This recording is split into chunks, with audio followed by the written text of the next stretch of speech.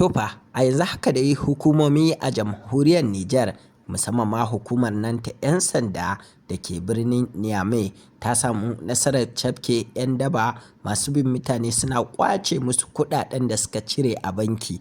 Bayan bincike an dai gano cewa duk waɗannan da aka kama ɗin gabaki ɗayansu ba 'yan Nijar ba ne, a cewar hukumar, kamar yadda suka wallafa a shafinsu, inda suka ce an kama su ɗauke da makamai da kuma motoci da suke amfani da su a daidai lokacin da suke ƙoƙarin sace miliyan 50 a wani sabon farmaki da suka shirya.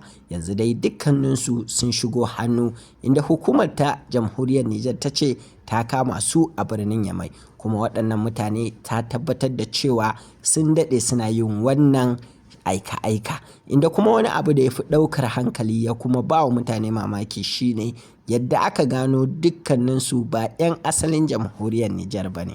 Sun shigo dai sun maƙale a ƙasar, suna aikata da ta'addanci da kuma fashi da makami da sace kuɗaɗen al'umma a jamhuriyar Nijar. Shin menene ra'ayinku? Shin kuna ganin ya dace a hukunta su a jamhuriyar Nijar, ko kuma a miƙa su ga ƙasarsu ta hukunta su? Ku bayyana mana ra'ayinku a comment section. Idan kun gane, idan kuna bin goyon bayan hukumomi a jamhuriyar Nijar su hukunta su da kansu, ku rubuta mana lamba 1 a comment section. Idan kuma kuna bayan a tura su ƙasarsu, hukumomin ƙasarsu su yanke musu hukunci, ku rubuta mana lamba 2 a comment section.